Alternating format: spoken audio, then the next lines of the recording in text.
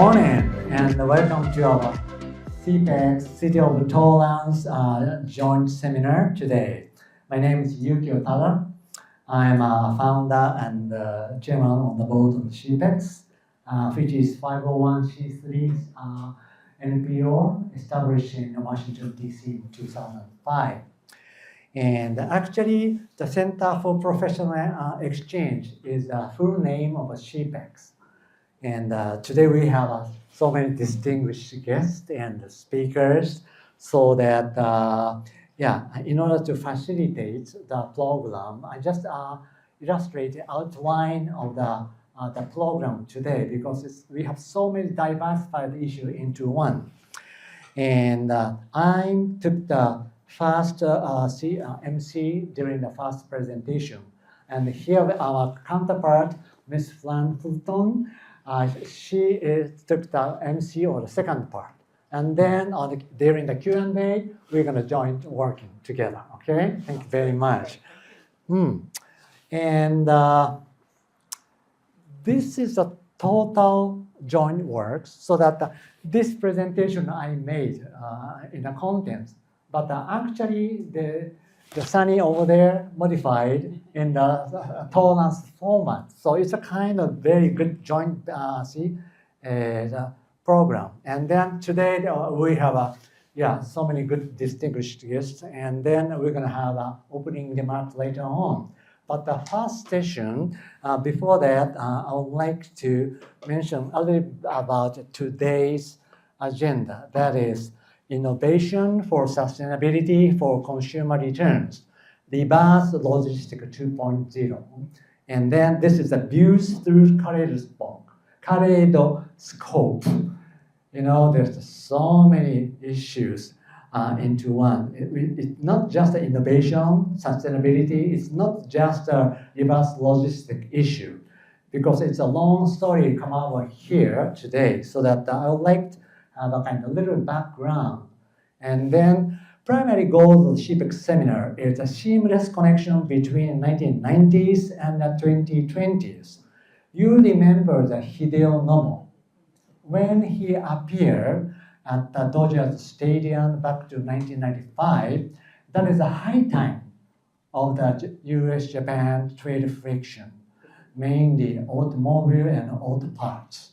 So there was, Japanese side is considered an enemy number one, although people consider that Japan still as a number one, and that there's so many lessons for America. So used to be there was a kind of issue about the new threat risk, or like an issue of the product out manufacturing sector, or even only the man working on the production line. You remember the Gung Ho movie, Hollywood comedy? It's a kind of caricature of the Japanese automobile industry first appeared into the US land.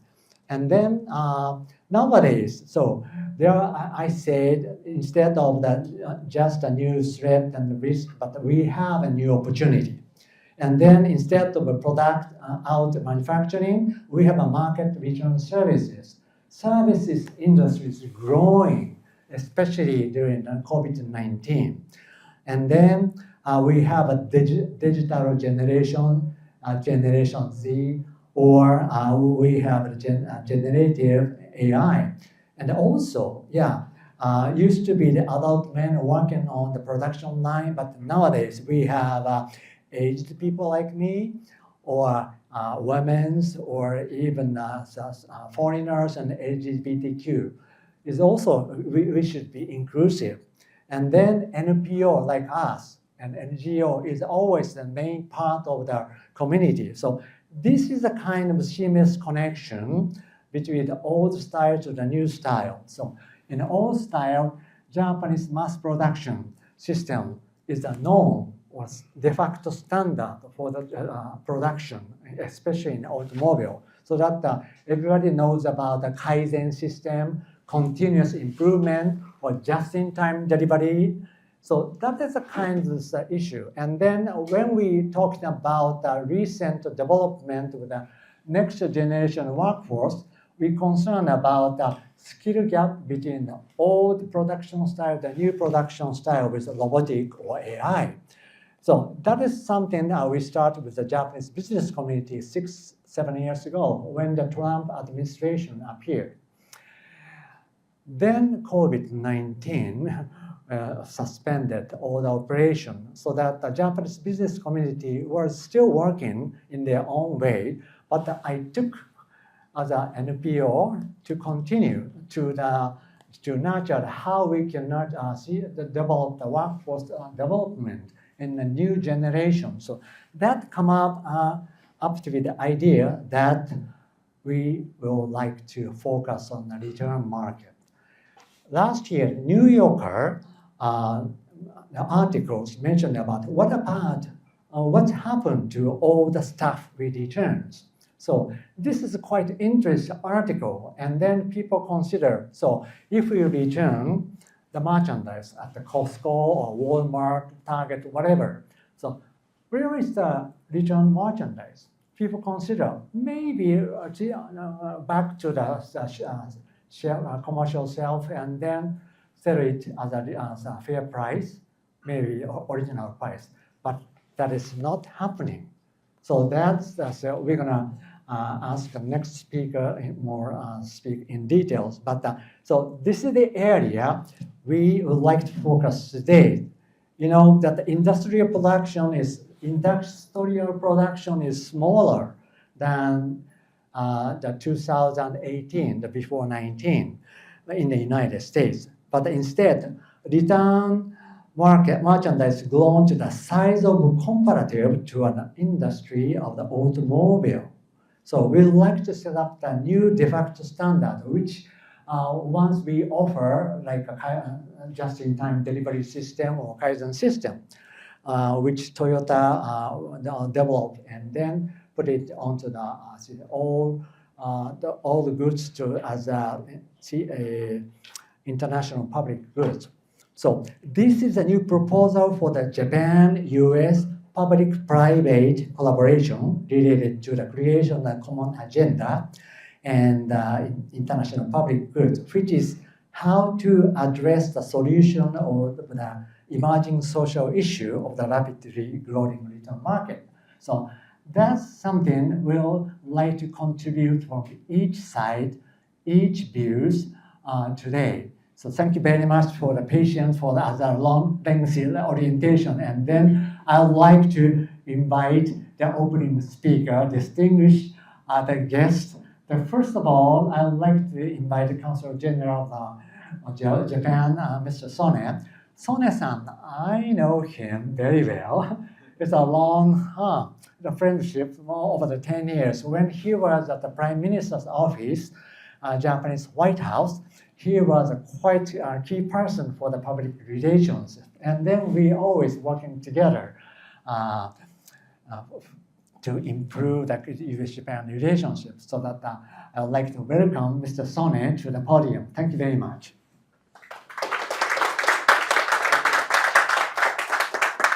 Thank you very much. Thank you, Tada-san.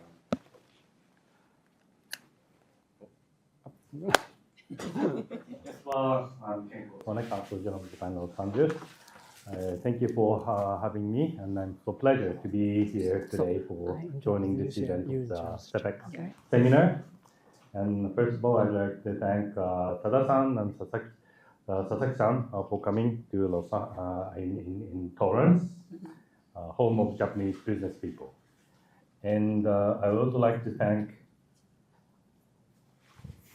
the Honorable George Chen and Council Member John Kaji for having this event possible, and as well as those people in the Torrance. We are very much happy to be here and having this event. CEPEX has been doing a wonderful work cultivating the Japan-US relations and fostering the next generation to function as a bridge between our two countries. And I'm pleased to see today's seminar as one of the most latest vocational training program between Japan and the United States to address the global challenge of return market. And I believe this vocational training will bring the spirit of Japanese spirit of mottainai, to the United States. Do you know the mottainai, the word? Yes. It's a mottainai is the word that literally means what a waste. So that the Japanese spirit that we try to keep the products things more usable or reuse and things and to make it less waste. That is the spirit. And after coming here in the United States, I see so many products have been returned, and even you use it, you can return, and it's okay. It's just quite different. Mostly in Japan, we try to produce a product which you can rely on, and you don't have to go back to the stores. But in that sense, in Japan, it's really sometimes it's hard to return the products, but it's been changing. So I think it is a good opportunity to collaborating with this the return market or the reverse logistics. So this I heard this is a third event in the United States in seminar and addressing this reverse logistics. It's a facet of the supply chain with the whole environmental impact. And I'm very much proud to see today's event hosted here for the first time in California. They are originally focusing on the Midwest regions, but now, of course, California is a hub for the Japan-US relationship. The California has not only a strong sustainable initiative, but also close ties with Japan. And the Japanese companies support over 112,000 jobs in California and generating $12.2 billion of local wages. And among them, more than 1 in 8 Japanese companies in California call Torrance home. And there is a long history of our collaborations, including the John Kaji-san's father, and collaboration between Japan and the Torrance and the Japanese Americans as well. So today is a very much wonderful opportunity to share the expertise and foster more collaborations between our two countries. And I hope this event will create a California model for vocational training in the cooperation between Japan and the United States. So thank you again, once again, for your commitment and dedications to strengthening our bilateral relations between Japan and the United States. And I myself and our consulate is always ready to support and work with you to further strengthen our relationship. Thank you very much. Thank you, Sana-san, for a nice opening remarks. And actually, this is the third event this year. And the first and the second, we organized the event in Arkansas. Why Arkansas? In terms of the merchandise, Walmart, JB Hunt, and Tyson Chicken. So that in this regard, we organized. But as Sone-san nicely mentioned, that California is a quite good and important state for the environmental issue, waste management, and clean water. So that furthermore, Mayor Chen and I just talked about, we should create a Torrance model instead of a California model. So that in this regard, I would like to ask Ms. Fulton to introduce your boss. Thank you so much, Tada-san. Good morning, everyone. I'm Fran Fulton. I'm the Economic Development Manager for the City of Torrance. I want to welcome you all here, and I'm sure Mayor will do the same after I introduce him, and also welcome you to the Mary Kay Giordano Regional Transit Center. We're very proud of this building. It just won another award recently. We had some, I know our folks from the transit department, Ryan may be able to share a little bit more about that experience. But we are very proud of this facility. We welcome you here. We welcome all our friends, guests, who will be friends soon and partners. And in the second part of today's event, you'll be able to hear from some of the partners here in the room. But with that, it's my pleasure to introduce my boss, Mayor George K. Chen. Thank you, Fran. First of all, welcome to the city of Torrance. I don't know if I'm your boss. Actually, I am. The way I see My it is boss I is work boss. for everybody. So it's actually the other way around. We serve everybody. As a matter of fact, is it possible to flip back one page on this? Let's see. Flip forward.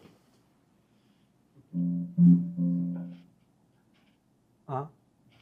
I made an observation that maybe you should update this picture to have a left-handed hitter there next time. I do observe details because we want to make sure that when you have the picture of Dodgers there, that you have a Shohei at bat.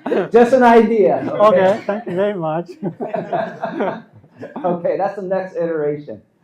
But thank you, Consul General, for being here. We are so happy. This is as the Consul General said, the 1 in 8 businesses is in a Japanese business in the city of Torrance in Los Angeles in California, such a hub for Japanese business.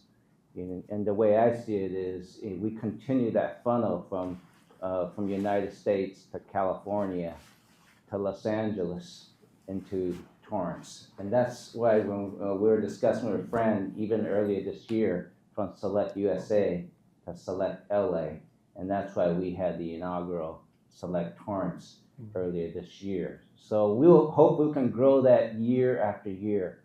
And as I think about when Consul General was introducing the Japanese word, and I'm the one that said I didn't understand that, but once he interpreted, like what a waste, in my native tongue, lang fei. So if you understand Mandarin, lang fei means waste.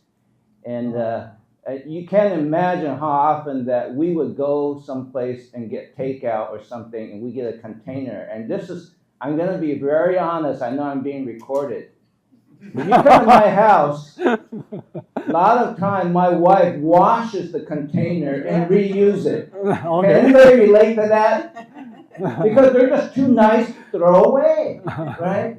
And this is very clever business model you have here, because there's still a lot of us who actually say things because we just feel like, what a waste. And then my wife always cringes when we go to Costco, and we go there and sometimes we see what is being returned, and she is just giving me the stink eye. How could they do that, right? But that is what happens in reality. So this business model is working because there is a culture of lifestyle return. And I think you guys are on the right track right here. And the city of Torrance is open for you to, even open your repair facility here in the city of Torrance. And this is a time that we need a workforce who knows how to do this kind of repair. Because as I observed that we need a comeback in learning the trades. Skilled labor is very hard nowadays. We need to learn how to repair. We need mechanics. It's not, even though Costco or Sam's and Walmart is very convenient to buy your things and return, but skilled labor, the people who can do this kind of repair, I think it's in short supply. And I would encourage, whoever is watching this, that this is a good field to get under, even though get into, not under, right? And thank you for having this. We welcome you to the city of Torrance. We welcome you to come back often, and not only to do your business, do your repairs. We have lots of good Japanese restaurants here. We have good Japanese sake here. We have good ramen here. And it's an international city, is right. We're open to all business. We're open to all athletes. Shohei, if you're watching, you have a welcome to come here to the city of Torrance, and we'll invite you to dinner, have sake and ramen, and you can help us with our inaugural Youth International Baseball Tournament when that day comes. Thank you all for coming.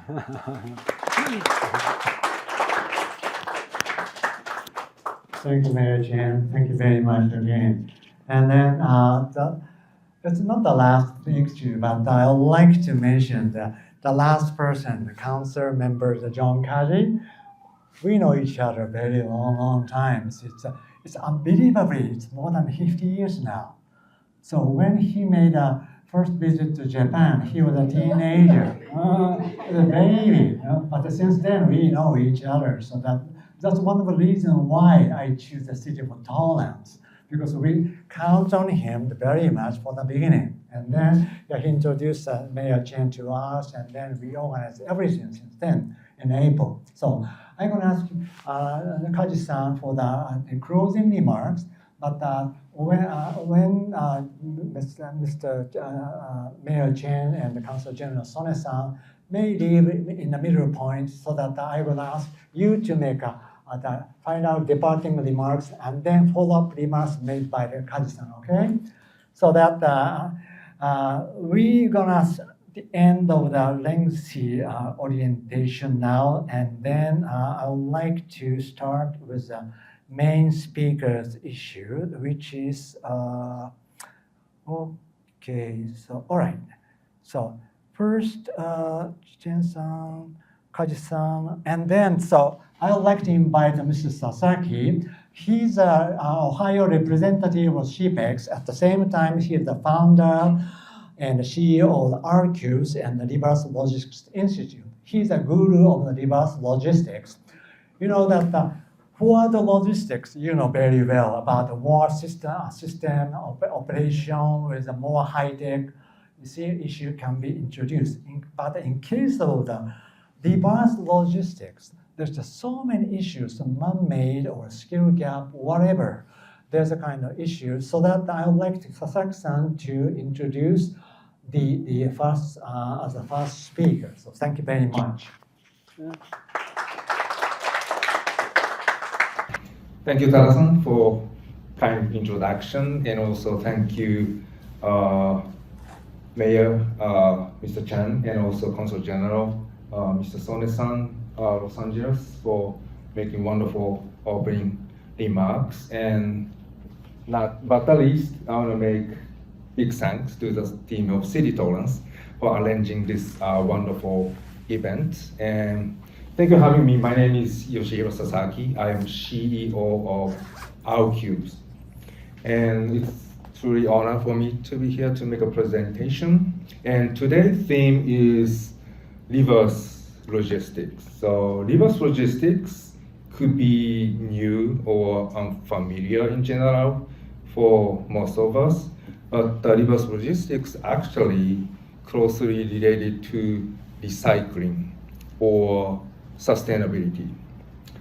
After COVID-19, and we saw many social systems has been changed, has been forced to change. And it is true for reverse logistics as well. I will show you momentarily the data, but we have seen spike of return from retail market. And reverse logistics, so maybe some of you might think logistics company like a FedEx or UPS should be able to handle return or reverse logistics, but that's not true. So reverse logistics and forward logistics sound similar, but fundamentally totally different. As much as forward logistics service provider made attempt to handle return, all in all, fell through. Why? Reverse logistics requires very specialized process to manage complex, unique, and also intricate nature. So throughout this presentation, I'd like to show you in detail how intricate it is. Another nature of reverse logistics is the ecosystem. So I call ecosystem. So, and ecosystem reverse logistics encompasses or involves wide range of players. So we are here refurbishing and repair as this picture. This is a warehouse picture, but like a big box retailer, like a Walmart and Amazon online platform, they are part of ecosystem of reverse logistics. And also supplier, port logistics service provider, and also recycling business are part of the eco. system. And also, we cannot leave behind consumer, because ultimately, consumer make a decision to hold a product, as Mr. Mayor Chen said, or return the product. So reverse logistics is not closed in itself. It is more like an open ecosystem involving many players like this. So, this time, I was given, 30 or 40 minutes. So I'd like to share with you what's the trend of reverse logistics, of opportunity and challenges. And we are Cube, and we are located in Columbus, Ohio, and we have a plan to open up second facility in California. Maybe Torrance, and highly likely. Oops, sorry. Yeah, so our cubes, started our journey back in 2008. So since then, we processed over 2 million units of consumer electronics return. So including TV, computer, cell phones, vacuum machine, and home appliances even. And we partner with Walmart and Amazon, and also major brand like Philips, to help them to streamline or optimize the return process for them. What makes us unique is our service or excellence is fully integrated in the ecosystem in the reverse logistics to encompass every step in return, routing, inspection, repair, and disposition or even resale. And we are a for-profit company, but we fully committed to sustainability. So that is why we earned ISOs and also R2 certification. So this is very important environment certification set by EPA for recycling company or refurbishing company like us. So we are fully committed. Again, the sustainability, that's why we took this. And to make the return process more relatable, so I want to take a moment to guide you through a typical reverse logistics process. So, these are processes, but each step has many sticking points, unlike for logistics. So first step is here, return initiated, so either store or online. But unfortunately, sadly, some customer, tamper with receipt or model number, serial number for a higher refund. It is fraudulent return, and we need to have a system to detect and prevent it. So this is the step, and also this one of the sticking point. And also, return is made as an individual item, but these returns need to be compiled as a group. But unfortunately, the compiling process, data gets inaccurate in terms of model number and quantity, and then this inaccuracy create the issue down the line. And transfer the unit, from the store through return facility, and to us, and the damages in transit is made. And if you open the low container, we realize sometimes information supposedly attached to the return is lost. And we scan in the return, we open the box and scan the model number, serial number for traceability purpose. But this is another sticking point. Let's say we have to deal with many irregular return, like fake return, fraudulent return, damages. So, and this, many variances in here in this scanning process. And the inspection, so we reuse as much as possible, as everybody aware, and we but the inspection, how to check, what to check, is different by model. So we need to prepare what to check per model before we receive the unit. So this is not that simplified. And also the repair. So repair need to be done against all defects we encounter. And the part management, by the way, I think maybe it's known in general, but we do repair like factory does. But we don't source parts from factory, or we don't use new parts. What we do is we catch the damaged unit to be disposed, and then we dismantle and we salvage, parts for repair. To do so, we need to have a nice part management system. And also data sanitization. This is a new trend in the reverse logistics because we have more return smart device like a cell phone, computer. We need to wipe off the consumer data. And also dispose recycling. So we need to comply with the regulation laws. We need to find a nice material recycling company. Of course, they need to in compliance with regulation and laws, and also the resale.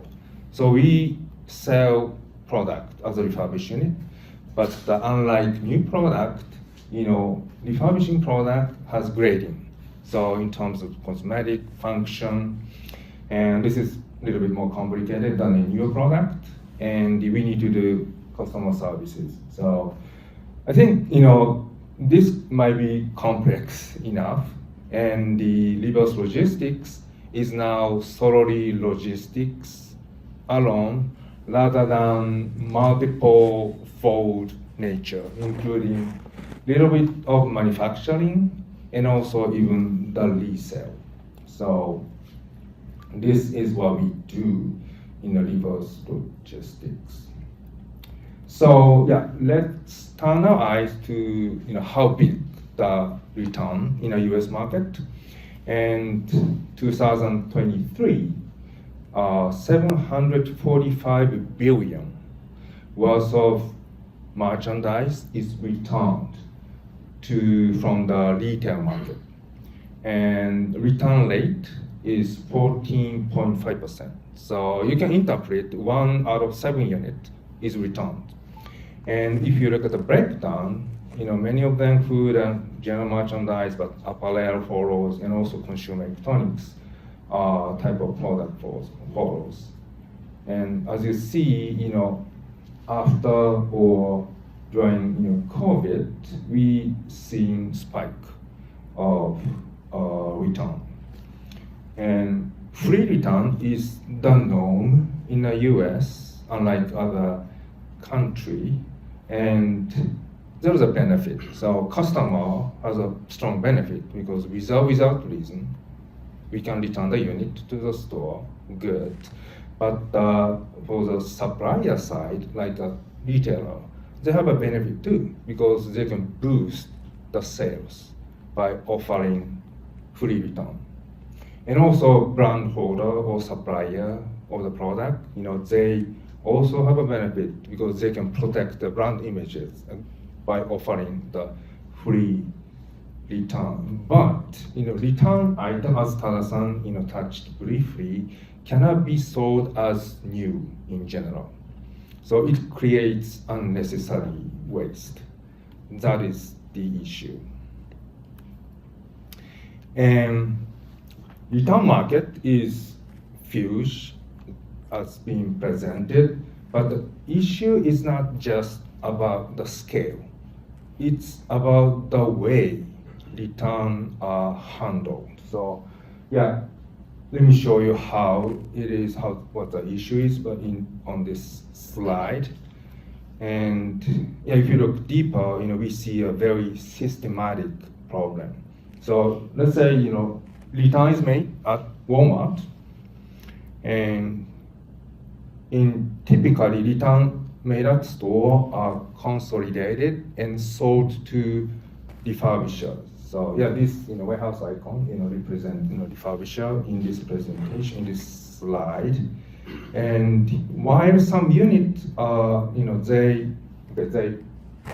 purchase return from the store or from Walmart. What they do is they process or refurbish unit and then make a refurbish and then resell as a refurbish. But some unit they untouched, and they have another group of refurbisher, in general smaller scale, and then they resell the return without touch, untouched, and to the downstream refurbishers. So this group, the second group, does same thing. Touch unit, refurbish, and the resell as a refurbished good, but not all. Some of them, let's say this is a group 2, and some of them are resell, being untouched, let's say another was as is, to another group or third group of refurbisher. And then this process or this layer are just three layer, but this is actually many layers. So, and what they do is they objectively kind of cherry pick type of process. They just touch good unit or profitable unit, and then if they see, oh, this is not profitable unit, sell off to another refurbisher. And the question is, how do they determine profitable? So, and market price plays very important role, but the issue lies in how they process. So in other words, IT system. As I show you this slide, reverse logistics is very complicated, intricate nature. So to process everything, you have to have nice IT system. So, but to make IT system, you need to spend money. So if the unit, the volume is small, they just give up making IT system. Okay, let's sell off to someone else. But this way, they just shifting the bottleneck, to downstream company or downstream vendor. So, and then if the second group of the refurbisher, they take some product, but the product is not profitable any longer, but they need to make a profit. What they do is they cannot create IT system, so the nature of work is pretty much labor intensive, and warehouse is dirty, and also the quality of refurbished product is jeopardized. So if the product going down in this path, the quality of product goes down, and also the profit of refurb is going down. And not to mention, we see many waste in this process because the return are transferred using gas or fuel to second group and third group. So we use energy, and carbon footprint is made. And also in this transition process, many product is damaged in transit. So this is the issue. The size is big, but the systematic issue is, I think it's more serious. So we have been in this industry, so over 16 years, and we have a passion to solve this problem because this is big waste. So like mottainai. and then we have seen the key to resolve this issue is IT system, because again, without IT, you cannot process unit. But if the return volume is small, you cannot create IT system. So, and then we utilizing our experience and also, experience, and our company developed universal reverse logistics system, which can refurb any type of return. So utilizing that system, we offer one-stop solution. So unlike the previous slide, what we do is we take on return, many kinds, many type of product, and we use our IT system, and also we have standardized operation because our process is compliant ISOs, and we make a refurbish, and transfer of unattached unit is 0. So we don't transfer any unit. One location, refurb everything.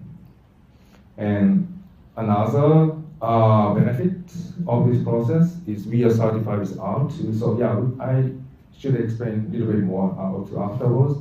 But our way is no landfill, unlike other company. And also we erase customer data, and as one-stop solution, we reduce carbon footprint. And this is, by doing this, recovery of return goes up, carbon footprint will be reduced, and also the landfill is going to 0. This is a case study conducted in Columbus. So just for TV operation. So for last year, we are able to reduce carbon footprint, carbon emission by 457 tons worth. And also landfill used to be 96 tons, but 0. So I think this is a notable change, and this is just for TV, and we're gonna roll out this attempt to another product and also more locations. So let me show you a short introduction video of our business. Let's see.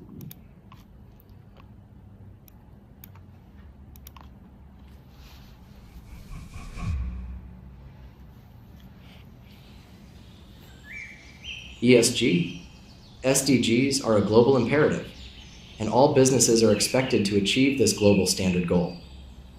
The US has a free return policy, but have you ever thought about the environmental impact and carbon dioxide emissions caused by this? The returns process is difficult to see, but in recent years the return rate has been as high as 14.5%, and in the process of returns, like new products are damaged and lose their value or are discarded. Current returns logistics, for industry-specific reasons, often require returns to go through multiple vendors before they are reclaimed, resulting in longer distances for returns to travel. This is a huge waste. In other words, the logistics of returns leaves untapped room for reducing environmental impact and CO2 emissions. We, R-Cubes, provide a one-stop solution, leveraging our years of experience and our proprietary R-Cube system. Our one-stop solution is the ultimate refurbishment and repair solution, responsibly refurbishing any CE product, anywhere. Our R2 certified process eliminates landfill waste, a long-standing issue in the returns industry, and minimizes transportation, reducing our carbon footprint. At the heart of our solution is the innovative R-Cubes system, enabling you to initiate returns and refurbishments for any item, anywhere, at any time. By partnering with local communities, we're expanding our one-stop solution nationwide, reducing environmental impact, creating jobs, and promoting a circular economy through extended product lifespans. This is the future of sustainability, a solution that benefits consumers, retailers, manufacturers, and the planet. R-Cubes is committed to sustainable, environmentally, and next-generation friendly returns, in other words, responsible refurb and recycle, and strongly supports the achievement of ESG and SDGs.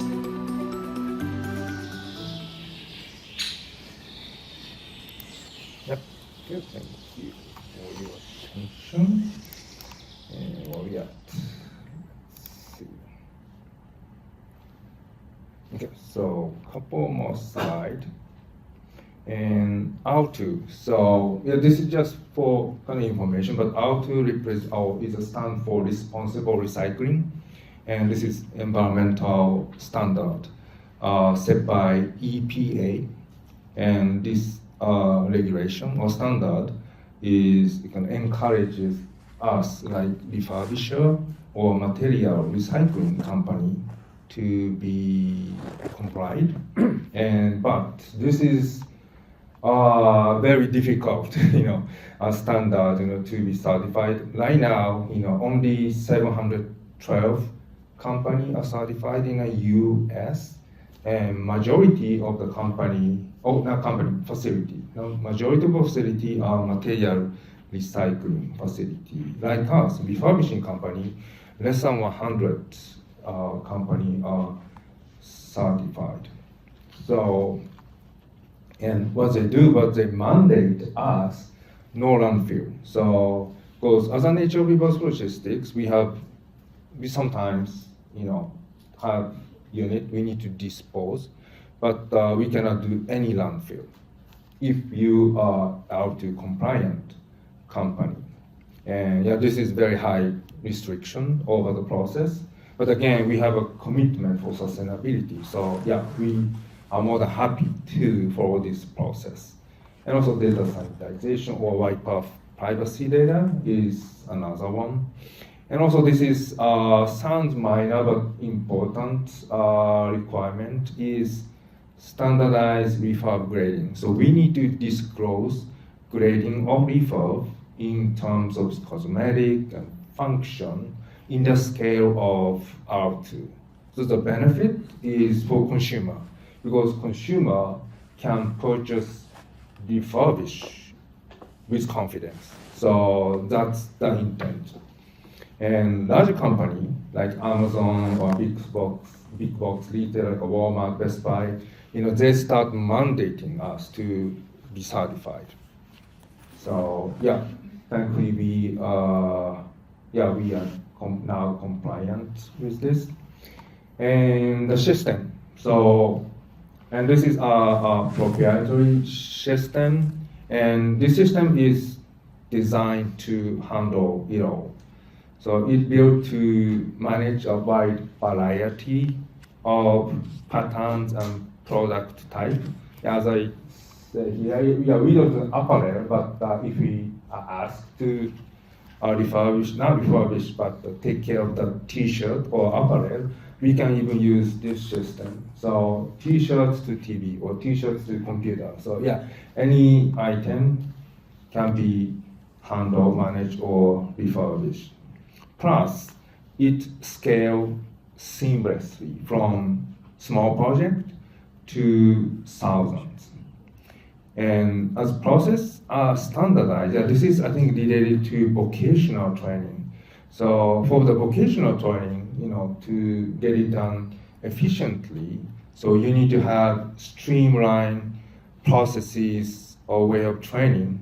But as you use this R-Cube system, processes are optimized already. So training gets a lot easier too. So the operation Columbus, we can quickly train people. And I think this is a good benefit for the person, in particular new person, to be involved in.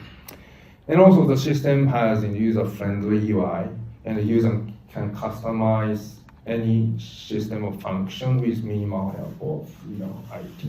So yeah, this is our system. And yeah, this is a very exciting part for us though.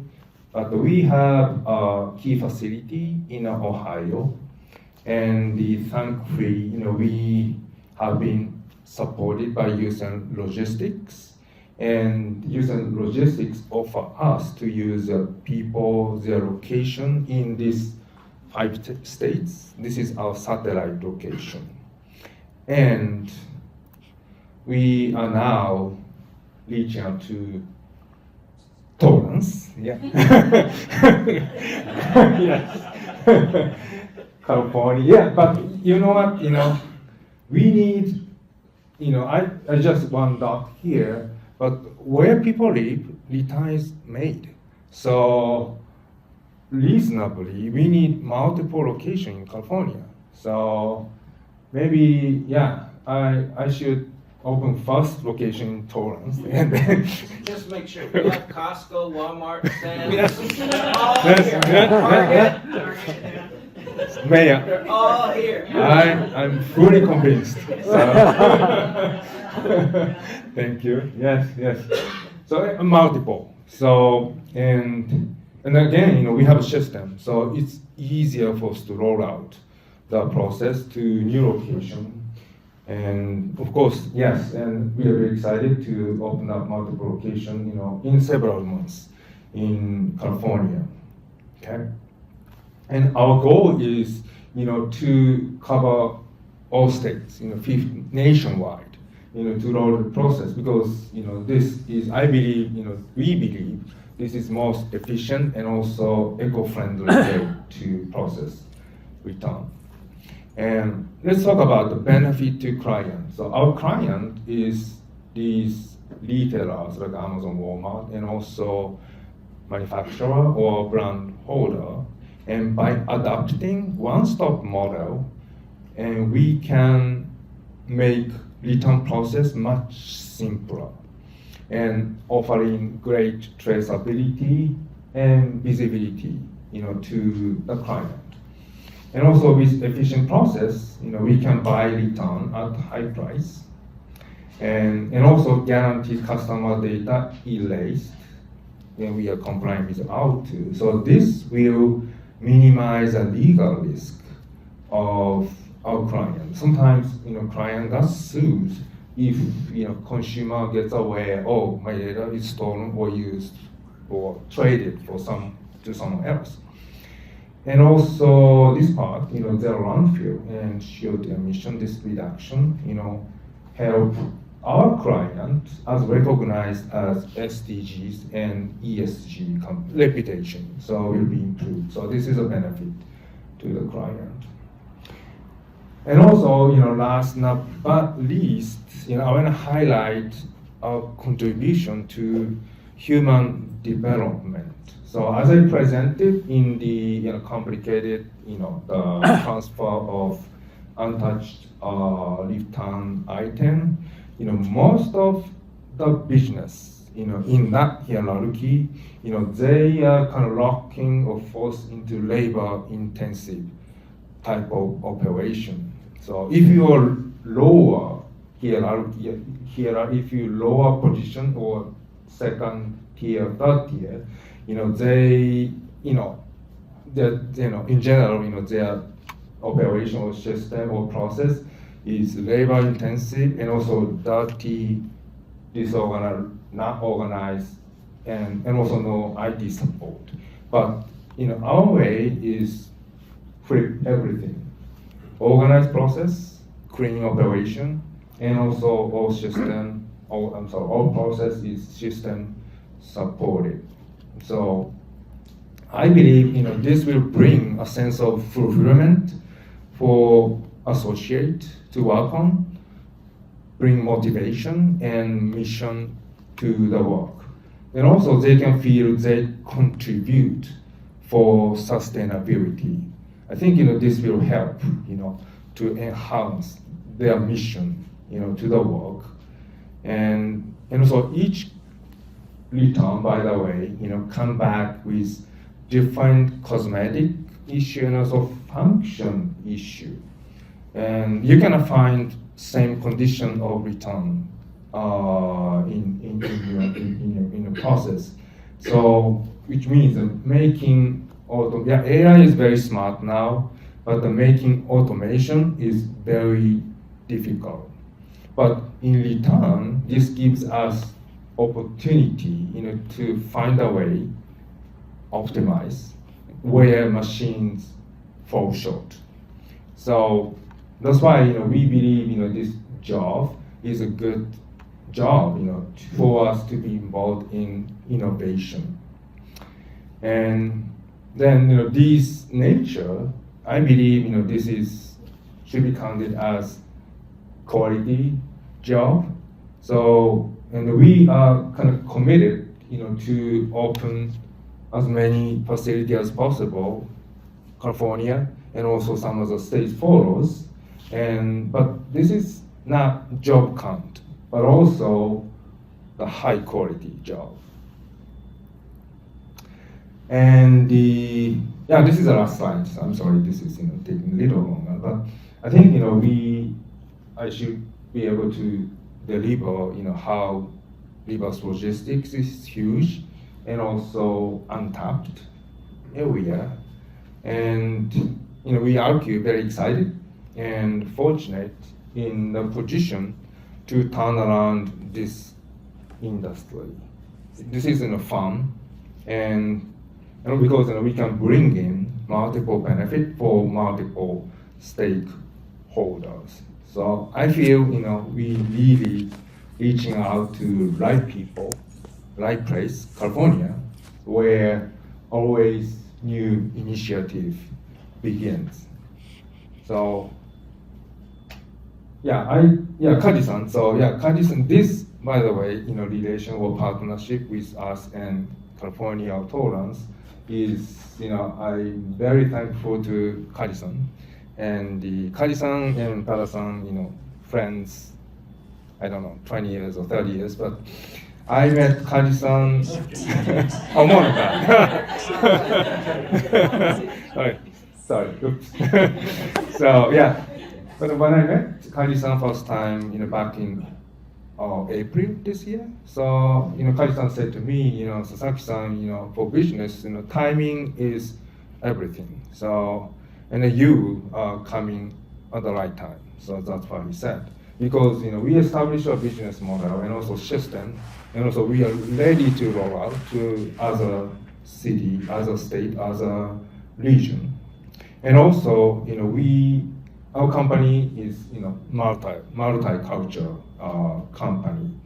And also, I'm from Japan, as Otani-san does. And by the way, congratulations for City of Torrance and people in California. The Dodgers is advanced to the World Series, so very exciting. And but Otani-san, so I'm gonna share with you, one short video as a wrap up. Let's see. This is, do you know this? Video clip, by the way? So, I have one to show you. So let's see. This one. Right. Go. This is he picked up trash in the dugout, right? So he is the most or finest professional baseball player. What he has to do is he just hit, run, and pitch, right? So, but on top of that, he cleaned the dugout, right?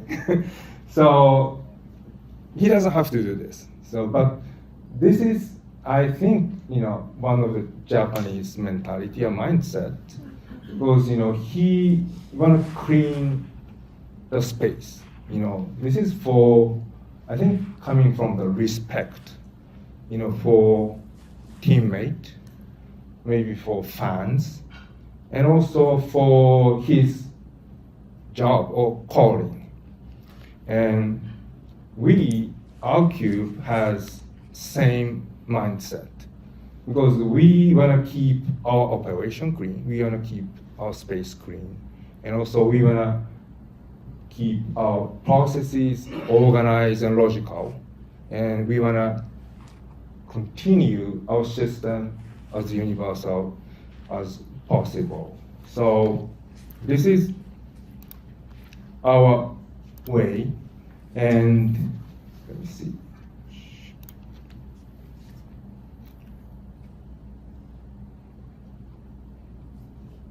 So, and again, our attempt, I really think, our attempt or initiative will strengthen the partnership with California and Japan, and we define, our one-stop solution as reverse logistics 2.0.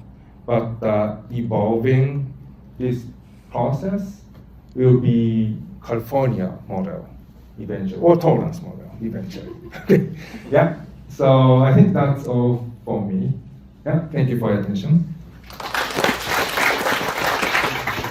For a nice explanation, and maybe they really have a lot of issue regarding reverse logistics through the operation of R-Cubes. R-Cubes operation is basically in Columbus, Ohio. But now I have a very special guest speaker from California. Because Mrs. Lim Chen, please forward. Yes. And she's originally from Korea, so that it's not necessarily the Japanese-US relationship, but also a more globally concerned issue. And then Lim Chen is operation director based in California and taking care of the operation in Columbus, Ohio, remotely. So in addition to Sasaki-san's nice remarks, but he's from the CEO. CEO always talk nicely, so that I may have a second opinion from Lim Chen about how well or how not well, and at the same time, so how you manage the remote operation. Thank you very much. Okay. Hello, my name is Lim Chen. I'm a director of planning and analysis right now, but in the past I worked for director of operations. So as Mr. Tada explained, I actually trained and watched the operation in Ohio from this California, very far. And then that happens since like 2016. I had a personal reason to move to here, and I thought I was very fortunate to find this nice CEO and nice company. I really like the culture that we always try to have innovative. So I really like to keep working, but I was thinking like, because I'm an operational director, I might have to quit or leave. But thanks to Sasaki-san, he gave me that was 2016, even before the COVID. So remote work, it was not that popular at that time. So I was thinking, I told him, and he said, it's fine, but let's try, because we have technology. Let's try with it.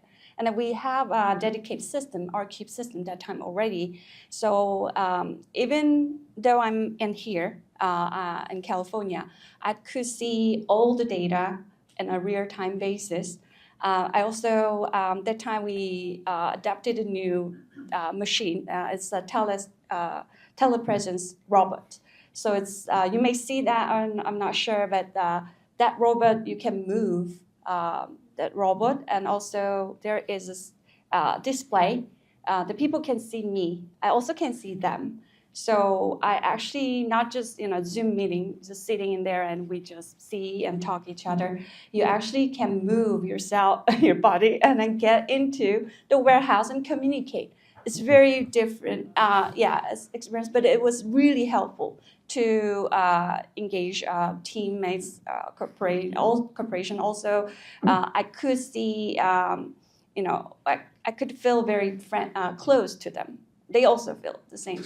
So when I fly to Ohio, the people working the line recognize me. Oh, you are the robot lady. So it's very, close to each other, feel very close. And then that actually helped me tremendously to be able to manage the operation. Again, the system is actually the big part, because without that system that you can see what they're doing, what's happening on the line, you actually cannot manage. You cannot stay managing the operation line, right? But it was real-time basis. You can see how, let's say you saw that complicated flow, but I can see that something happens in inspection by looking at the numbers right away, because the numbers but receiving is going up, but inspection numbers not stay there when something happens. So I can check with my teammate or my telepresence robot and to make sure that issue is resolved on time. So that kind of experience really helpful. And it was really nice experience. And I also thinking that vocational training, even we are planning to have another warehouse in other states. Of course, our technician managers, all the main people, the directors, management people are in Ohio, but they can train us, vice versa.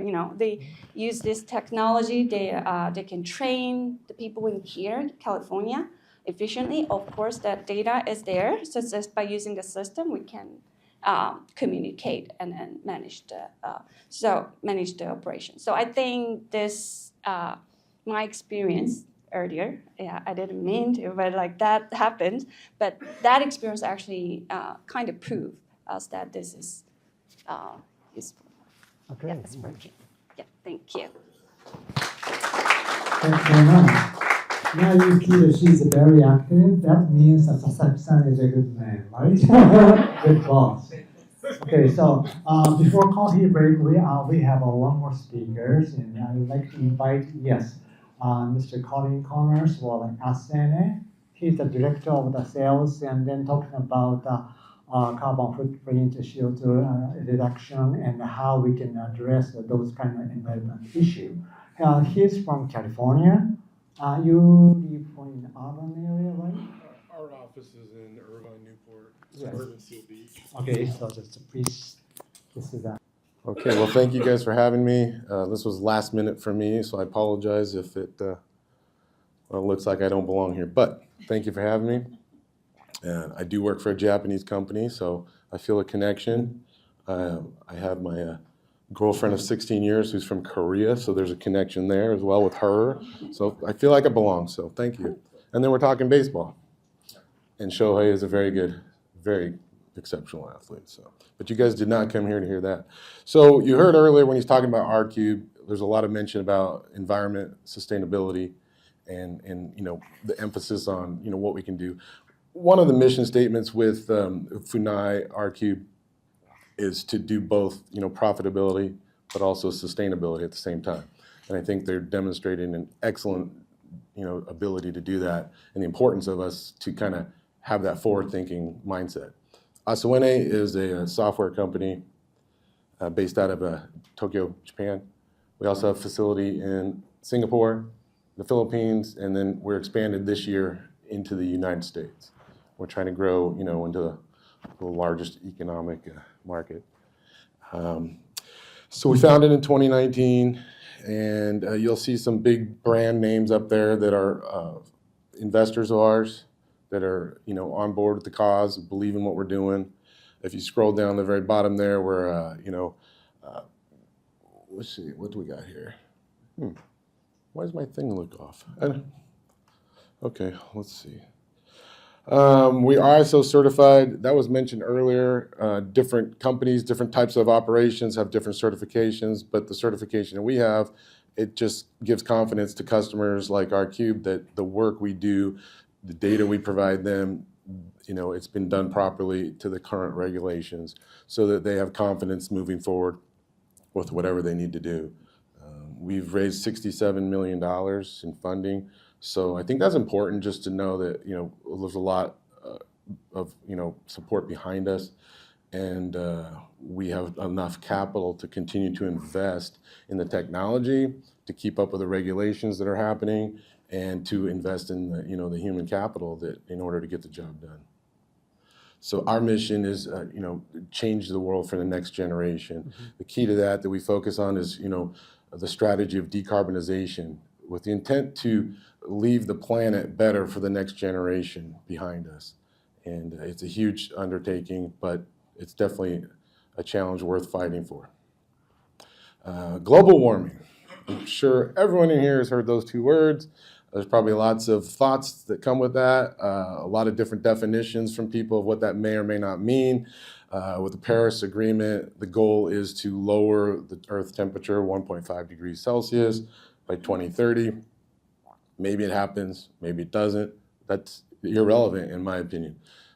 Like mentioned earlier, if we can do things to help reduce pollution, reduce waste, come up with more innovative ways to produce things, to manufacture, to recycle, then it's just going to leave a positive imprint on the planet, and therefore we will leave the planet better for the next generation. I'm not sure if we can fight the sun monster and win, but hey, let's try it. Let's see what we can do. Now, how do people track their emissions? You have scope 1, 2, and 3. If you look in the middle, that's scope 1. That would be the direct emissions that a company would emit. For example, with R-Cube, they're recycling, so when their power output and what they're putting out into the universe is less than just traditional manufacturing. So they're able to lower their scope 1 that way. Scope 2, over to the left in the gray, that's all the power utilities, water, gas, electric, whatever is necessary to run an operation, right? So those are big emitters that the company themselves can control. But if you look on the left and the right, the blue half circles, that's your scope 3. That's your entire supply chain, upstream, downstream. It's the biggest footprint. It's the hardest to control. There's the most impact. Also to note with R-Cube and the recycling, since you're just recycling and you're reusing and you're replacing smaller things, you're not just creating everything new, they're able to lower their scope 3 emissions as well. So their total carbon footprint, as mentioned earlier, is significantly reduced from traditional manufacturing. And the fact that they said they can do this from a single t-shirt all the way through to just about anything we consume and use, that's phenomenal. It's going to revolutionize, manufacturing and consumption. And I think that will help us all to leave the planet better for the next generation. So awesome work, guys. Now, where does Aswani come in? We are a SaaS company. We've created a platform to digitize the process. Traditionally, what companies do is you would use a lot of spreadsheets, lots of different people, a lot of hopes and prayers, and hope that you get it right.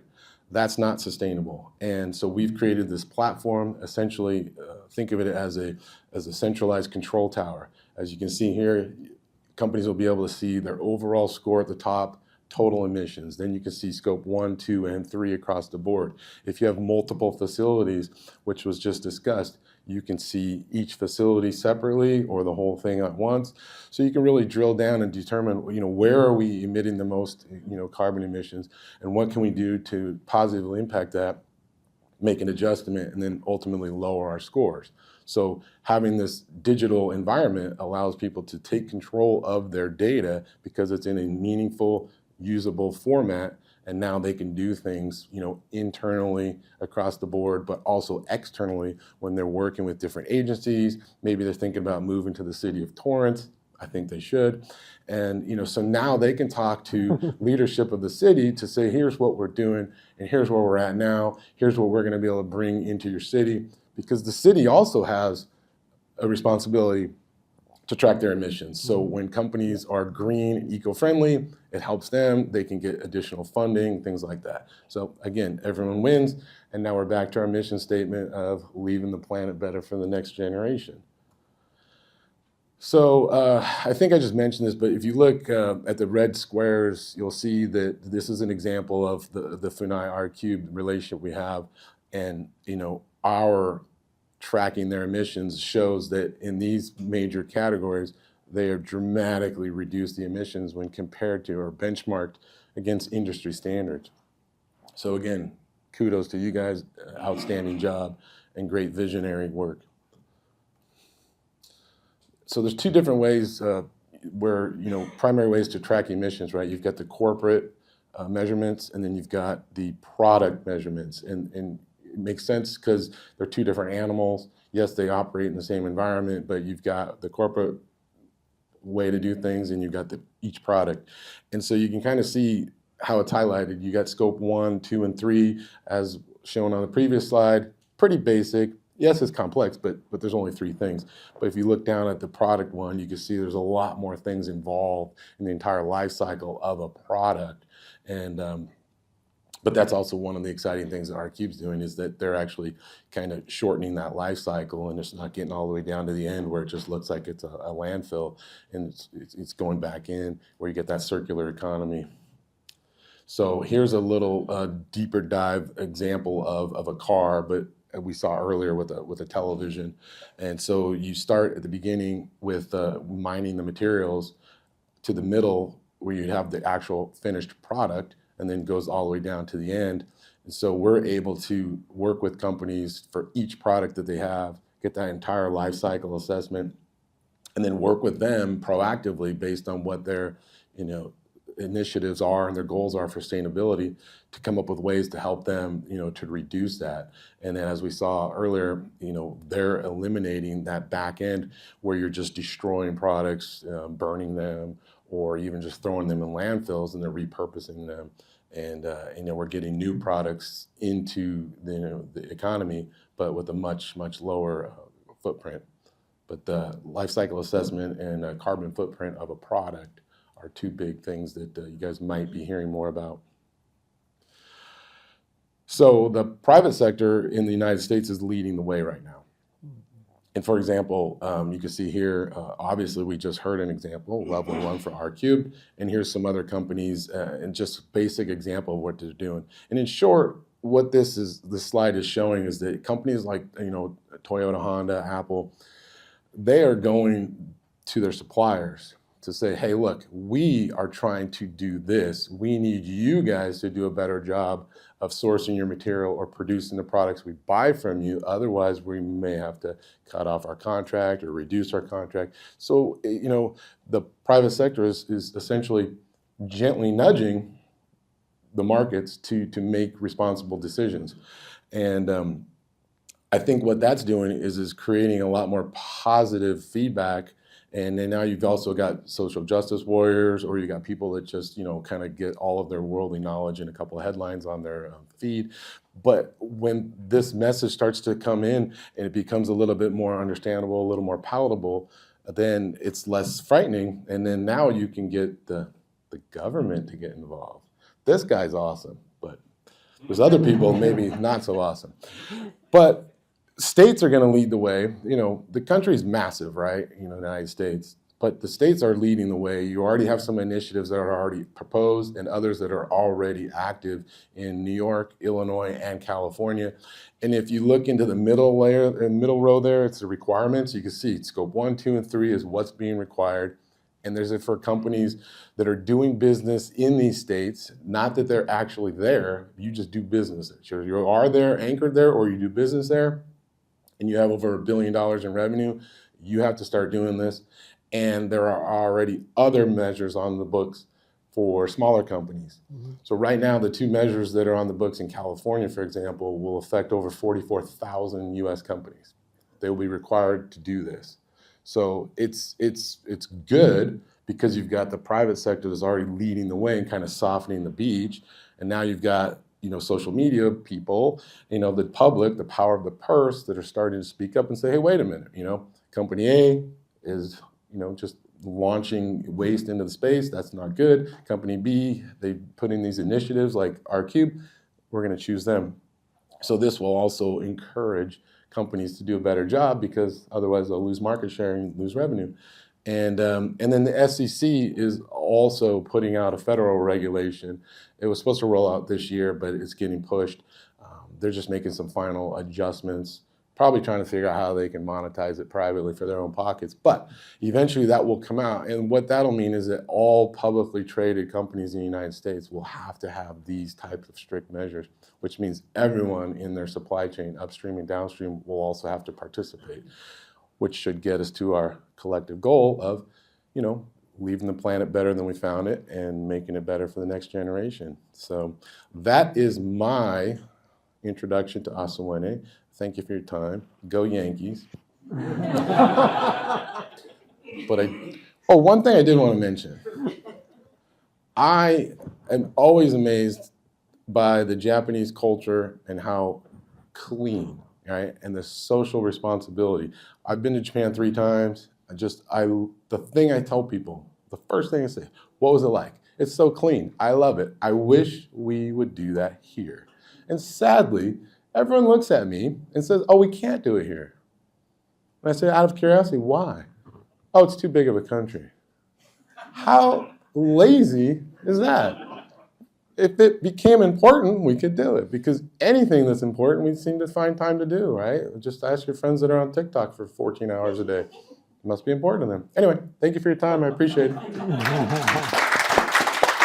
Right at the crocodile. Thank you very much. So we're gonna start the second presentation part, but before that, Mayor Chen and Tony-san is leading for the I would like to ask the gentleman to make a debuting comment, addition, proposal, whatever. Whatever. Well, it's just briefly, I thank you very much. It's a very informative presentation by Nandala. And that's I think that people through this process, I hope that you can get to more deeply understand the Japanese spirit of Mount Sinai. And I hope you can share and spread those words and the spirit and philosophy and and I hope that the new facility will be soon open here in Poland so that I can join you for the I have to be here. That's it. Thank you. I'll tell you something many of you don't know, that Consul General, I meet a lot of Consul Generals. I believe Consul General Sone is the one that I see most often. There's a ratio, it's probably at least 10 to 1. So now you know the relationship we have, the City of Torrance, with Consul General's office. And as we shared earlier, when Colin was saying, why can't we do it? And I'm going to say, we're going to commit the City of Torrance to be a cleanest city as possible. When there's something good, it's worth doing, but each one of us needs to do it. The community needs to see someone like myself, Councilman Kaji. When we see something that doesn't look right, we pick up, right? I mean, it's not just the Shoheis, right? Every one of us to do this. And our Qs, we are here for you. You have my contact, Councilman Kaji, you got Fran. We are here to help you if you believe this is the best place. And we believe it is, because we have the environment, you have your city staff behind you, and we can help you find the right size location. We have the workforce here to stand behind you, and we have the restaurant businesses stand behind you. For your employees, we have a good school system to raise your family. We have a very safe community to do your business, and we have a very fair weather that you can do good business all year round.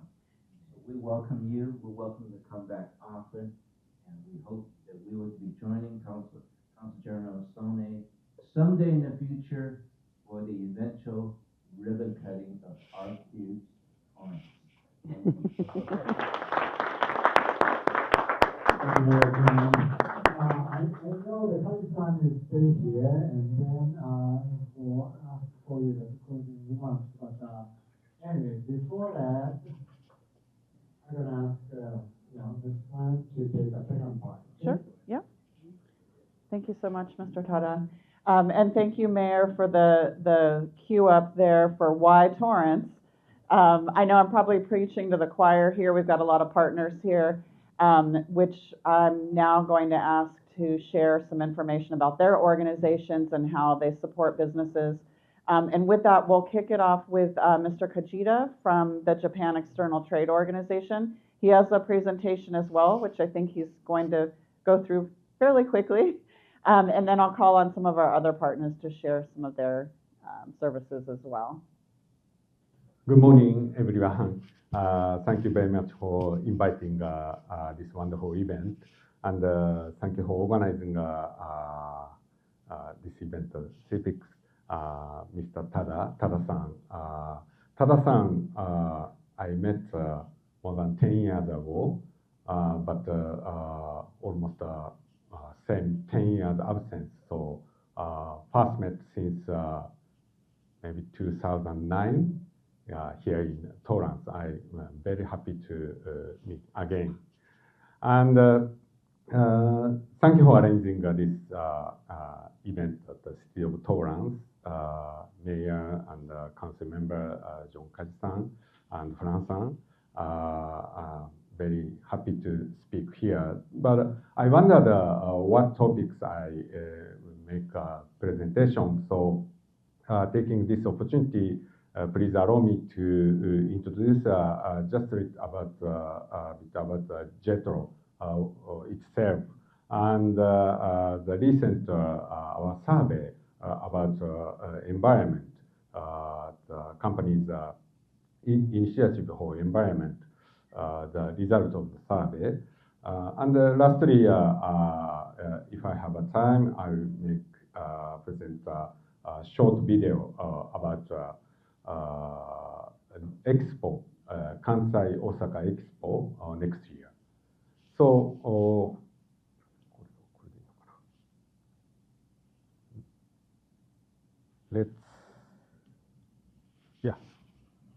let's start my presentation. So JETRO is a government-related organization that works to promote trade and investment between Japan and the rest of the world.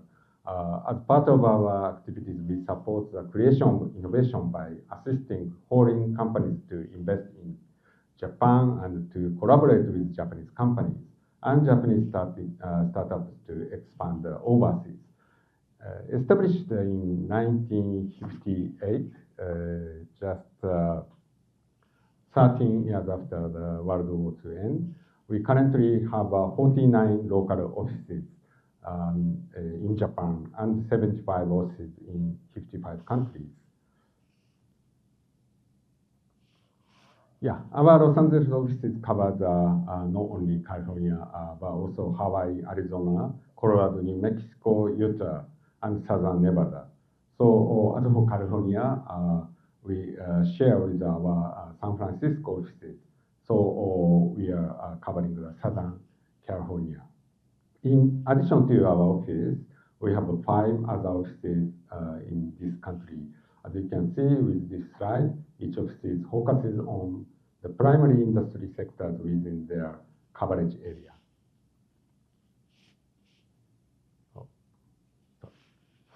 Our current mission in the United States can be summarized into 4 general categories. First one, support Japanese small and medium-sized companies establish the new market overseas or expand their current business activities. Second, promote foreign direct investment into Japan by assisting U.S. companies seeking to invest in Japanese economy. Third one is promote the export of Japan's agriculture and fishery products. JETRO Los Angeles is in charge of U.S. food promotion initiative. Lastly, establish better relationships with states and cities in our coverage area through outreach and relationship building to create greater trade and investment opportunities. So this is Japan's direct investment in this country. Japan is the #1 foreign direct investor in the United States with almost 800 billion invested, creating almost 1 million jobs. The 3 top sectors being industrial equipment, automobile components, and the software and the IT services. So from here, I'd like to show some the result of recent survey, JETRO survey insight. So every 2 years, we conduct a survey with the title of business conditions of Japanese companies operating overseas. This case is North America. The purpose of this survey is to ascertain the management situations and the challenges in the local business environment of Japanese affiliated companies operating in the United States, and to contribute to the formation of these companies' overseas business strategies and the policies for related organizations. So our latest survey shows that more than 80% of business have been working on sustainable practice in their U.S. operations. this is more detail. I'm sorry, very, I cannot see that clearly. This is a very small figures, but yeah, I can read the message. The percentage of companies that are taking action or are planning to take action to decarbonize was 84.3%, up 2.6 points from the previous year.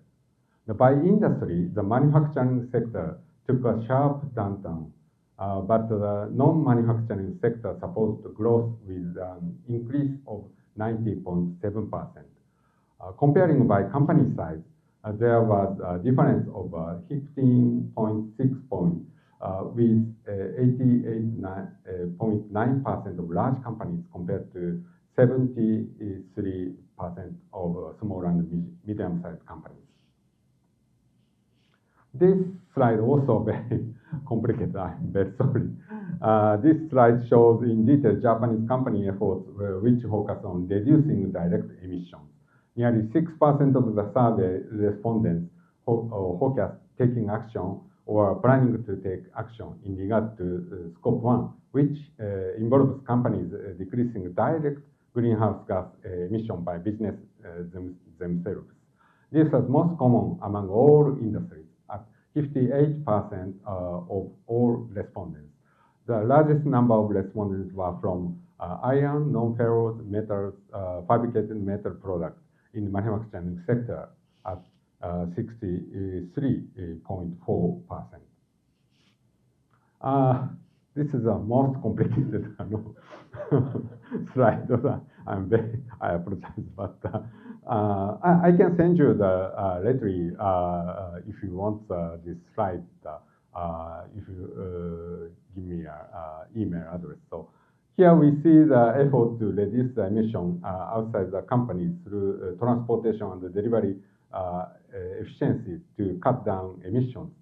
Looking at ways to improve employee travel and employer commuting, and also help consumers disposal of waste through the development and promotion of products and services that enable consumers and customers to decarbonize their business. So these three slides we can show, but not only these slides, that we have any other topics. We conducted research.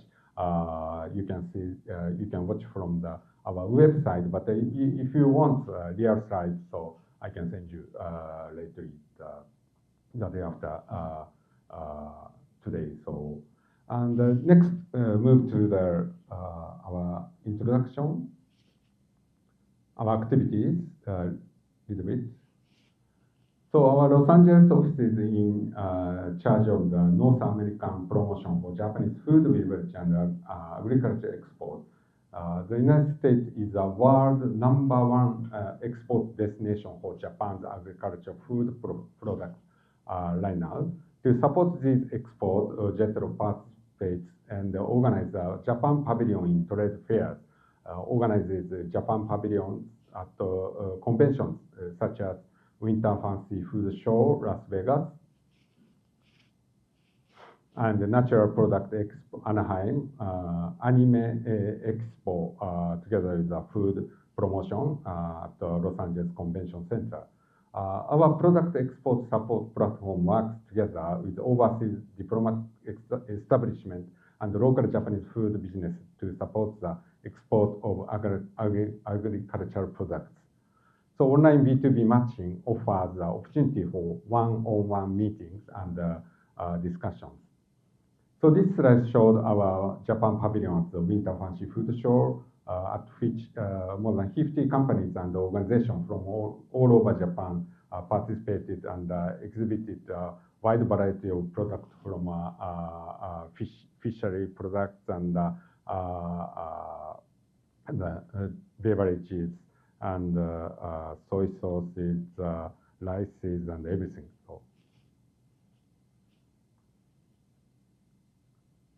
So apart from food products, So Beyond Japan is a newly created JETRO initiative for ambitious Japanese entrepreneurs and startup leaders aiming to embrace global ventures. This is an extended 2-month acceleration program in which JETRO provides lodging and accommodation very expensive expenses during the United States training period. We have 3 innovation hubs. We work closely with in San Diego, Austin, and Los Angeles, assisting growing new ventures. So this is another of our activities. Japan Hydrogen Forum, J2F, was initiated in December 2021, consisting of Japanese affiliated companies with hydrogen-related technology that are committed to contribute to the goal of decarbonization in the United States. So we are playing a role of the secretariat of these groups. This is now 32 companies. When we start this initiative 2021, so that was 16 companies. So we doubled the membership right now. And this is a JETRO partnerships achieving global success together. So mutual understanding creates stronger partnerships. Today, event illustrates one of our office's major functions to meet with local elected officials and economic development representatives to present a recent trend of Japanese investment to the United States and discuss future possibilities for U.S. company investment in Japan and collaboration with Japanese partners. JETRO co-hosts seminars in the United States and Japan to introduce to Japanese companies the latest information on our coverage area, states' economies, and the advantage of doing business in each respective state. So this photo is remember Governor Lombardo from Nevada, state of Nevada, and the right one is upright is a Utah seminar. So Governor Spencer Cox in Tokyo or this early October, 3rd of October in Tokyo. And the bottom of right hand side is this is Select USA in Washington, D.C. So this is also an example of leading sustainability. Sorry, this is oh yes, this is led by Mr. Kurt Hagman, San Bernardino County host district supervisor, with the support of JETRO and the Consul General of Japan in Los Angeles. A seminar was held to discuss hydrogen initiatives with Japanese partners in this last March, I remember. So key highlight of this conference supports the decarbonization goals of the United States, hydrogen initiatives in transportation, building a hydrogen supply chain project. So Toyota and Honda and other major companies attended this event.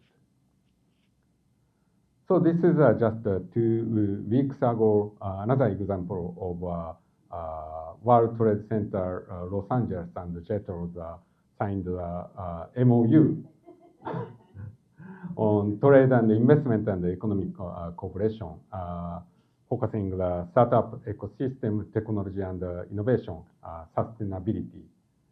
So, and strategic sectors is aerospace, AI, clean energy, and environment technologies, life sciences, and biotechnologies, mobility, and transportation, and lastly, sports and entertainment. Mayor George Chen attended this event as well. Thank you very much. So let's move to the last enjoyment of movie. Yeah, but I would like to mention about the expo, or Kansai Osaka Expo from April next year.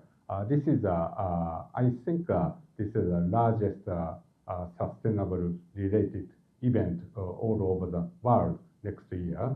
So, and the price of this ticket, entrance ticket, so inside all free except for the food and beverage.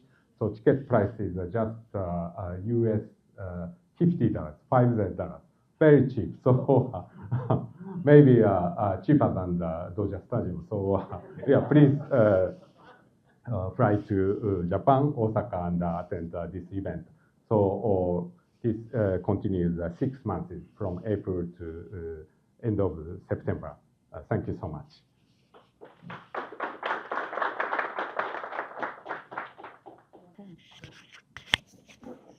Thank you so much, Mr. Kajita. That was great. Now I just wanted, we have some partners in the room, and I wanted to ask them to share a little bit about what their organizations do and maybe kind of the relevancy to sustainability, if at all possible.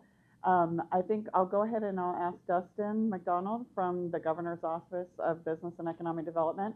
I know it was mentioned about the state of California, and he knows a lot about the state of California. So we'll let him kind of touch on. I know he was jotting down a few notes while the presenters were speaking, but I really appreciate his partnership. He's a good friend of the city of Torrance, and I'll hand it off to Dustin to share a few words. And if you wouldn't mind putting it. Good morning, everybody, and thank you to the incredible city of Torrance for inviting the Governor's Office of Business and Economic Development, all of our regional partners to be here today. We really do have a great coordinated network to support businesses, communities, as they collaborate together on economic development. I work locally, regionally. A couple of years ago, the state put together a team of people like me to work directly in market. I cover the LA and Orange County region, and that's principally my role, is to support businesses and support communities in their efforts to work with those businesses, help them grow and thrive. The state has a number of programs that businesses can utilize for free. We, in these regional positions, are your conduit to all of those programs. Essentially, the state is, as you're coming to look at California as a business, we're trying to help save you money in 3 principal areas: across workforce hiring and training, across facilities and equipment, related financing tools, and tax credits are on the table for those kinds of needs. We're also trying to help you tremendously on the workforce training side. The state has a number of unique programs that can provide rapid curriculum development. We brought HubSpot in the door a couple of weeks ago. We did 3 training curriculums for them in a week. So we can do rapid training curriculum for free for businesses, for their workforce, and also assist you with recruitment. On the other side, it was mentioned that there's an interest in some sites in Torrance as well as potentially beyond Torrance in California. We provide free site selection services for businesses across the state. You don't need to pay a broker. We work directly with our incredible regional partners like Barbara, who you'll hear from in a minute, from Los Angeles County Economic Development Corporation, LAEDC. They are a tremendous partner in helping us work with businesses. One, expose you to all the great savings programs that the state has for you to utilize, and 2, for you to work directly with us as a partner in meeting your business needs and goals. That's exactly what we're here for. So really looking forward to working with our Cubes and any of the companies that Torrance is interested in getting support for from the state, and working with our regional partners, certainly World Trade Center LA, LAEDC, in assisting these businesses. When it comes to sustainability, California, as you've mentioned, has been driving hard at goals around sustainability for a long, long time. And there's been a lot of unique private sector models that were raised, as well as public sector models, regionally, locally, and statewide, that have emerged across that trajectory as the state starts driving towards those goals. In 2018, the state legislature passed laws basically directing state departments and agencies to figure out how to work with private sector entities to meet these sustainability goals, remove state dependence on fossil fuels, as well as business dependence on fossil fuels that are operating in the state, and to start focusing on specific sectors where there's the highest level of greenhouse gas emissions being emitted, and start targeting those sectors and figuring out solutions to help reduce emissions in that sector. The largest one is transportation. It's a giant one that was certainly raised in your presentation this morning as part of that whole supply chain that we're trying to influence how it operates to optimize efficiency and reduce waste, keep those away from landfills, and identify and work with companies who are in innovative spaces like our Cubes to support their efforts and expand those. So in addition to helping you navigate the wide variety of state incentives that exist to help save you money in the areas that we talked about. We also want to be a partner with you in helping you engage with state departments and agencies like Cal Recycle, like Waste Management, so that you can be part of the conversation to direct how state policy is going, regional policy is going, and be part of those conversations. Thank you, Fran. Thank you, Justin, I appreciate it. And with that, too, maybe Barbara, if you want to come up. I don't know if you and Olivia both want to come up. Okay, we'll tag team. We have Barbara Levine with the LA County Economic Development Corporation and Olivia Zhang from the World Trade Center LA. Good morning. Wonderful to see our friends and meet new friends. Welcome to a beautiful, sunny Southern California day. We adore Torrance. Torrance is a very good friend of ours. I'm Barbara Levine. I am a Senior Director of Government Affairs and also Business Assistance at the Los Angeles County Economic Development Corporation. My friend and colleague, Olivia, is with our affiliate, the World Trade Center Association Los Angeles, and you'll hear from her in a couple of moments. The LAEDC, we are a private nonprofit organization that was started over 40 years ago. And a primary goal then was to help businesses better navigate doing business here. And we also had economic research, and we produce a forecast every year and other events. We also have industry clusters, recognizing the importance of good quality jobs in our key industries that are really driving our economy and overall sustainability and resiliency. And some of those top industry clusters, certainly the biosciences, sports and entertainment, and manufacturing is throughout. That's a very big driver here, especially in the greater Torrance area. Business assistance, our job is we work very closely with our partners. Our number one partner definitely is our cities.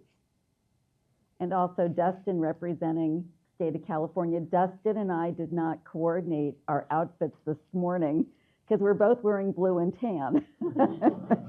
But we definitely are on a fast track with each other when it comes to a company that's business attraction, business retention, business expansion. What we do is we quickly get on the phone or email with each other and find out what we can about a business, their immediate needs, and try to figure out, strategize ahead of time, who are the main partners we can introduce and provide a business and their city with objective information so they can make an informed decision.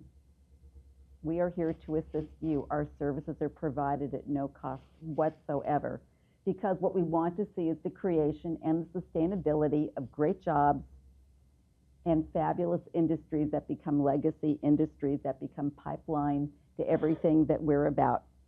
So we also involve the utilities. We work with our local utility companies to see what could be a program for you. And there might be items that we can bring up in a meeting to you just because we work with businesses all the time. So we might be able to bring up something or potential partner to really look at some incentives that you might have, maybe with recycling zone credits, or maybe with risk management and insurance and other things to demonstrate that you're a safe workplace. What can we do to help cost contain so you can invest in your business and jobs and a really great future here?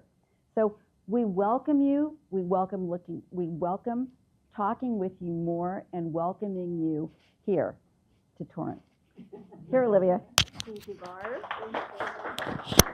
As you had mentioned, my name is Olivia Zhang. I am the program coordinator for the World Trade Center Los Angeles. As she mentioned, we are a 501c3 nonprofit subsidiary organization to the wider LAEDC.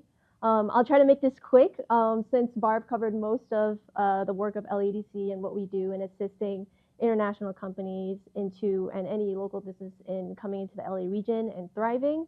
So the World Trade Center LA has recently newly expanded programming and a newly expanded team, which includes myself. I joined last year, but we were also joined by Allison Clark, our Vice President of Business and International Trade Development, as well as William Powles, our Senior Director of International Trade. the work that we do, also with our lovely president of both the LAADC and the World Trade Center LA, Stephen Chung, is promote international trade and investment into LA County and the region. And we do so via programming that surrounds three main tenets. Those three main tenets are international attraction investment, or international investment attraction, export promotion, and international affairs. So, for example, with international investment attraction, we really help and support and assist international companies looking to land into the LA region and enter the LA market in an industry and industry and location agnostic manner. And we do so through programming such as our annual flagship event, Select LA Investment Summit. We were actually honored to have Mayor Chen join us to give opening remarks, and we really appreciated that, as well as Consul General Sone. So we were very honored to have them both join us for Select LA this year. But onto export promotion, we also, moving forward, would like to help support our local mom and pop shops become export ready and engage and participate in the global markets, since they're such a core component to the LA economy. And lastly, with international affairs, as you had seen in Kichita-san's slides, the World Trade Center has recently signed an MOU with JETRO and supporting bilateral cooperation and international trade and investment with Japan. So we're very excited to continue working with you on that. We are also in the process, and it's funny that you mentioned the Osaka Expo. We are in the process of working and collaborating with BizFed and the Cal Asian Chamber to host and lead a trade mission to Japan next year. So that's in development and in process. So hopefully it goes through and we'll be able to go and attend. But thank you so much for having us. We are, as Barb said, at your service, and yes, we are free to help and assist your companies and R-Cube specifically. I'm very happy to hear that you're looking to LA. And if there's any way that Barb and I or Dustin can help support you, outside of what I could only imagine be the phenomenal support that you're getting from the city of Torrance, we're at your service. So thank you so much for having us. Great, love it. I would like to ask William Chen from the LA Sanitation District. I'm so happy he was able to make time to join us. I know we were hoping we would get someone from Cal Recycle at the state level, but I'll let William tell you more about the Sanitation District. That's a county organization, so he'll tell you what they do and what the focus is really on the state requirements currently. William. Thank you. Sorry, you guys are stuck with me, not Cal Recycle, local reference. So my name is Will. I manage the energy recovery section for sanitation districts of Los Angeles County. For those of you that kind of don't know what we do, that's actually a good thing, because if you don't smell us, see us, we're doing our jobs correctly. But LA County Sanitation Districts is a special district that serves 78 cities, 5.5 million residents all throughout LA County. We deal with everything that people don't want to deal with, basically wastewater as well as solid waste. So we own and operate about a dozen wastewater treatment facilities, water reclamation plants, water treatment facilities, as well as about half a dozen solid waste facilities. So that's transfer stations, landfills, and the power plants associated with that. So what I think I'll do today is try to give you kind of a case study on the operation side about how we're trying to achieve sustainability and remove kind of the organics away from landfills, which inevitably generate the methane emissions that we're all trying to target. So to give you a little background, SB 1383 is one of the largest kind of solid waste legislation that has passed in recent history to affect the solid waste industry. What that's targeting is short-lived climate pollutants, specifically methane. Methane is extremely detrimental to the atmosphere. And so the thinking is, if we get the organics out of the landfills to begin with, as it starts decomposing, there's no methane to be emitted from landfills. Even though landfill management can vary drastically across public and private management, it's still inevitably going to have methane emissions into the atmosphere. So the thinking is, let's remove it out in the first place. So in LA County alone, we generate about 4,000 tons of waste every single day. Now, I don't think even that number kind of gives you a sense of scale how large that is. However, about 40% of that is food waste. So we as a society actually throw away a lot of food. And if we can take a page out of Japan's textbook, if everyone sorted and threw it in the right container, we wouldn't have this issue that we have today. And so how the regulation is going to impact businesses and residents all across LA County, as you guys might have already seen it, but your trash bill is going to start increasing, double or almost triple. Because what previously happened is all of your waste went into one bin, we went into the landfill, it was about 20 bucks a ton for disposal. Now, it has to be in multiple different bins. There's equipment, there's companies that have to separate the organics from the inorganics. So even if you crumple up, your fast food, your burger, whatever it is, we have to separate it somehow into separate streams. So that equipment, that handling, that infrastructure from cradle to grave, the transportation costs, all of that costs a lot of time, effort, and capital expense. So what the districts are doing is, we saw kind of the writing on the wall, is we are in a unique position where we manage both wastewater and solid waste, like I mentioned. And our wastewater treatment plant was kind of the perfect fit to leverage underutilized capacity. So our largest wastewater treatment plant in Carson can treat up to about 500 million gallons of wastewater per day. Now, with water conservation, that flow has actually gone down quite significantly. That's one thing that we did correctly. And we did see more drought-tolerant measures take place, and so our flows have gone down overall. So that means that we actually have additional capacity at all of that infrastructure. So our management up to the top level had recognized that, hey, we can actually utilize the food waste or the organic waste from the solid waste side and put it into our wastewater treatment plant anaerobic digesters. So those are large tanks, and they act as your stomach, essentially. So when you send that directly in a wastewater treatment plant, that process, unlike a landfill, is completely sealed, and all the gas and the methane emissions is completely captured, as opposed to a landfill. So that food waste that goes into our wastewater treatment plant, that gets converted into energy and gas within about 2 weeks. As opposed to a landfill, if you put it into a bag, that can take decades for it to break down and start decomposing before you actually start utilizing the gas. So what we've done in the last about 10 years is we developed our organics and food waste program. So we're accepting about 400 to 500 tons of organic waste. Once it comes to our site, it has to be already kind of ground up. We call it a slurry, lack of a better term, but it has to be pumpable. So once it goes into our anaerobic digesters, like I said, about 12, 13 days, it immediately gets turned into energy and gas. So what we've been developing the last couple of years is now we're utilizing that gas to produce power that's used on site. We're using that gas, converting it into transportation fuel, which is dispensed as transportation fuel for heavy duty and medium light duty trucks. And we're actually expanding that station to be able to accommodate Class 8 heavy duty trucks too, because those are kind of the main workhorse of the transportation sector. By next year, we hope to have our first pipeline injection project going online. So same biogas, we're converting it into pipeline quality spec. So that's going to go into SoCalGas's pipeline network. So you'll be using that potentially in your home, at businesses for heating and use. So it's really going full circle, where your trash then, instead of going to landfill, is going to our facility, where you're immediately able to utilize that energy right then and there.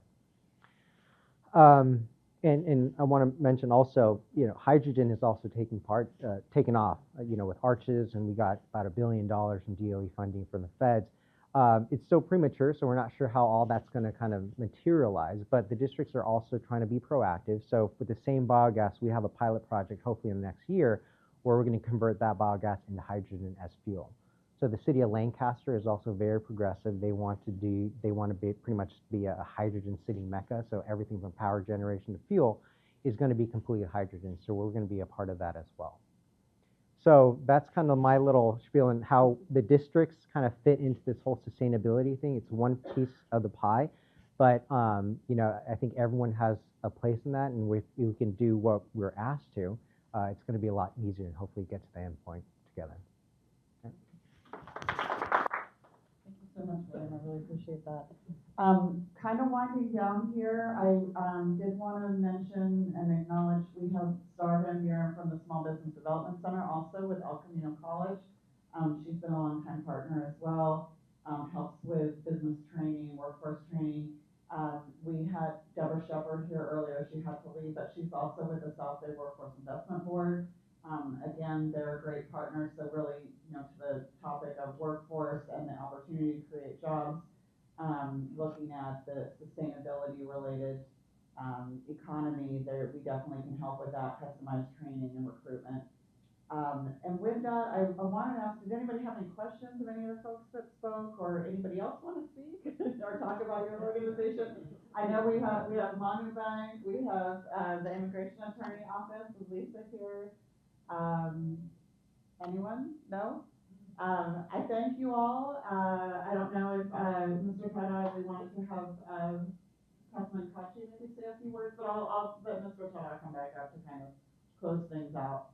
And hopefully everyone got to connect with each other. If anybody wants my business card, I'm happy to share that as well. And thank you all so much for coming.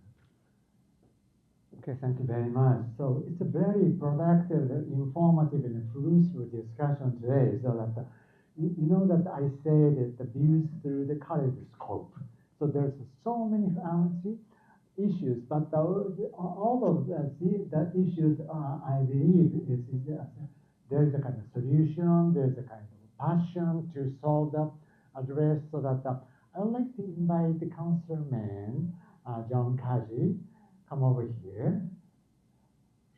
So you have closing remarks for 30 minutes.